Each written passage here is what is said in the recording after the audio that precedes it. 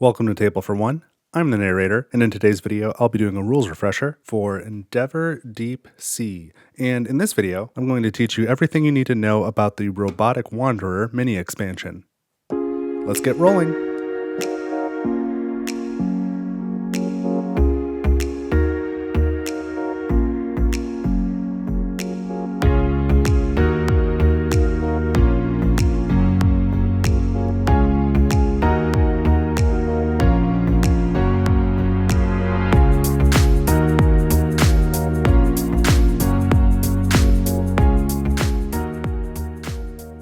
Alright, so I am all set up to teach you how to play with this Robotic Wanderer mini expansion for Endeavor Deep Sea. And part of the reason I want to make this rules refresher video is because I've messed up these rules so many times. So I just wanted to take a little deep dive and make sure that I get it all right in the future. So at this point, I've released solo playthrough videos of missions 1 through 7 from the Endeavor Deep Sea base game.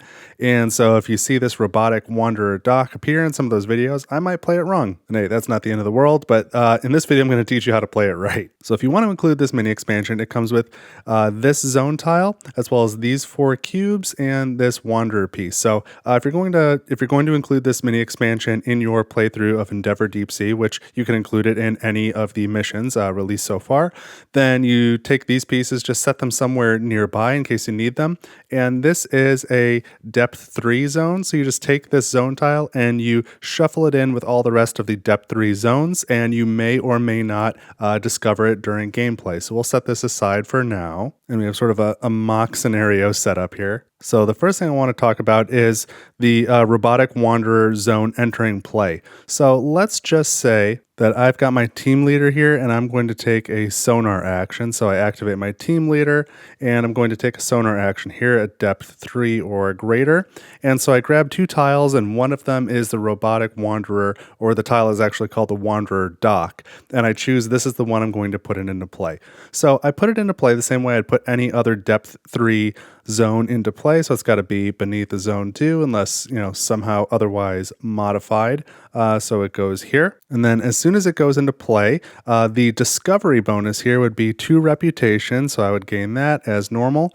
But then you also place these 4 cubes on the space. Right here, there's 4 very faint outlines for the 4 cubes. You can store them there. These are called the unassigned slots. And then the player who discovered the zone places this Wanderer token on any zone that's already out here in the game, so long as you are allowed to place vessels there. So in this case, you cannot place the Wanderer on the submerged cave system because this space does not support vessels, but any of the rest of these do. So, I could put it here where I already have vessels. I could put it here. I could put it in any of these other zones, including the Wanderer dock, but that might be kind of a silly one. But wherever you decide to place it, just place it in the travel box, the same area you would place a vessel, this little box up here. So if I just discovered this, I would place these 4 cubes here, and maybe I place the Wanderer here. Now, I want to quickly pause and cover a couple instances where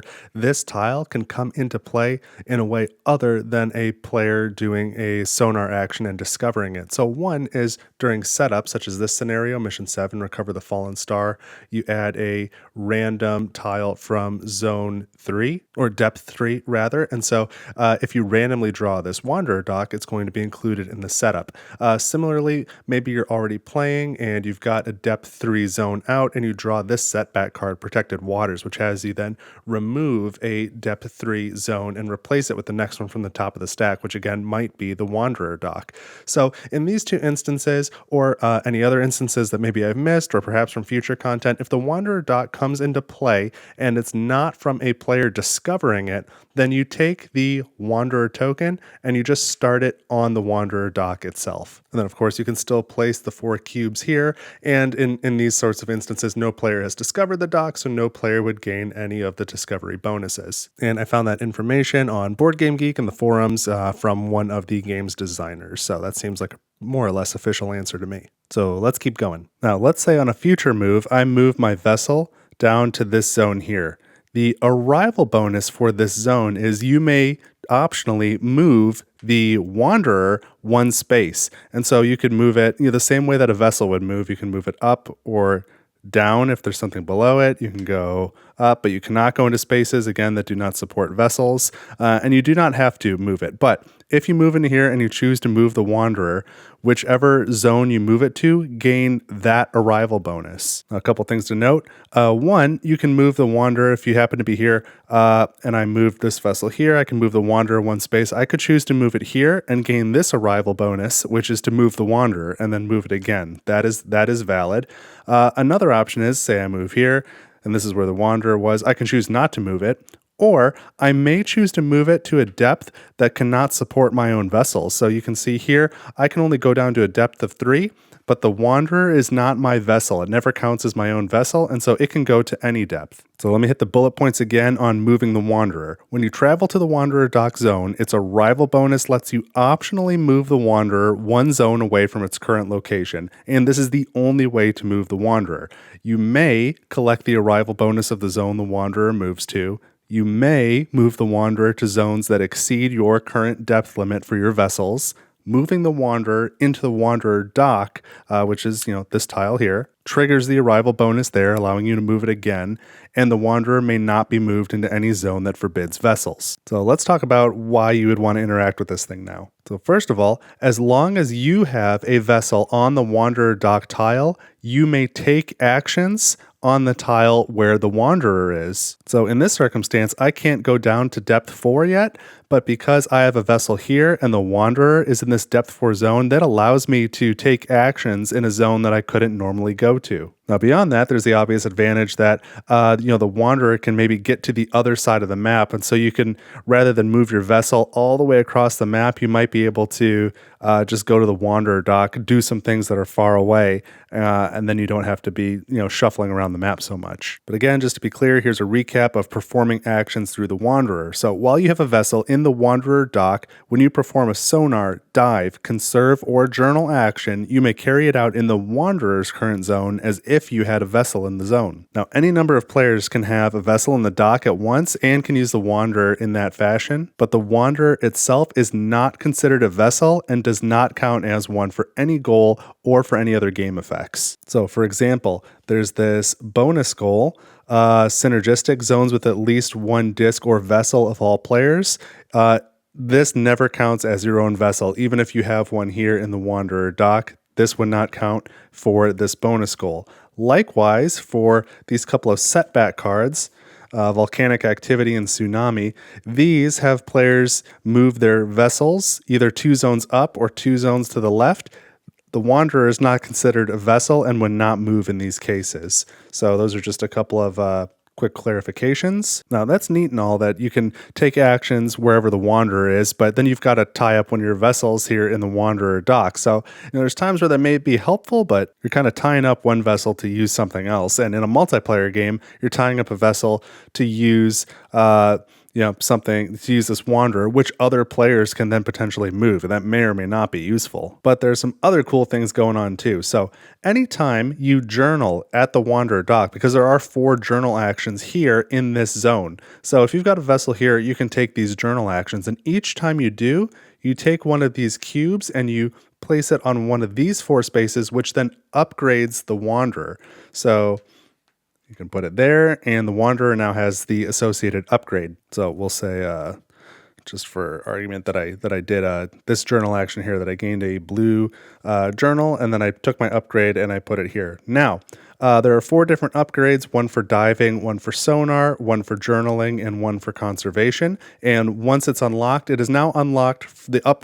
Consider the Wanderer upgraded for all players who then use that action through the Wanderer. So let's talk about what these 4 upgrades are real quick. We'll start with sonar. So if you upgrade the sonar of the Wanderer, then when you take a sonar action through the Wanderer, so not through your vessels, this is only for your Wanderer. That's another mistake I've made before. When you take the sonar action through your Wanderer, so we'll say that I've got a disc here, you still place a disc from your staging area onto whoever is taking the sonar action, but then the disc that goes onto the sonar space on the zone where the Wanderer is can come from your supply rather from your staging area. So that can obviously be very powerful. If instead you upgrade the journal action, then when the Wanderer, we'll say the Wanderer is now up here, the only journal space here is this blue field icon. And as you can see from the journals here in the offer, there's green, there's brown, there's yellow, there are no blue. So when this is upgraded, when you take a journal action through the Wanderer, you act as if that journal site has all of the field symbols. That basically means I can place a disk here and then I can take any journal that I want regardless of the field symbol. So that is also something that can be very powerful. Now let's move the Wanderer again. We'll go down here. Let's talk about the conservation upgrade. So this one is when you take a conservation action through the Wanderer, then you reduce the cost by 1 research. So this conservation would cost 2, and each of these would cost 0. Now, as you might expect, you can reduce that cost to a minimum of 0. You can't go below 0 and like gain research for doing conservation, but you can reduce it down to 0. So that's really helpful. And then finally, you can upgrade the dive action. And when you do that, when you take a dive action through the Wanderer, you take the entire stack of dive tokens and you look at them all, choose the one that you want and keep it, and then you shuffle the rest of the stack and place it back face down in the dive area. So again, to recap how we got here, to upgrade the Wanderer, you have to journal here at the Wanderer dock. You place your disk, and each time that you journal here at the Wanderer dock, then you may place an upgrade on one of the available spaces on the dock. Then the upgrade is enabled for any player who's performing actions through the Wanderer. This does not upgrade your own vessels. So from then on, when anyone takes an action through the Wanderer, if that action has been upgraded by any player, then you can take advantage of the benefit. So that's it. That's everything you need to know about the Robotic Wanderer mini expansion for Endeavor Deep Sea. Personally, I really like all of the mini expansions that have come out for Endeavor Deep Sea. To date, there are 3. There's a Robotic Wanderer, Orca Reintroduction, and Underwave Academy, and I really like all of them. I just at all times have them shuffled into my game. And while every tile has its own sort of unique rules in this game, what makes a mini expansion different is that it's got some other sort of component that also goes along with the tile. So the overhead is slightly higher. But that's everything you need to know about the Robotic Wanderer, so go out and get wandering. If you have any questions or think I missed anything, let me know in the comments. And if you want to see more Endeavor Deep Sea on this channel, please leave a like on the video and consider subscribing so you don't miss any content. But that's what I've got this time on Table for One. Thank you so much for watching, and I will see you in the next video.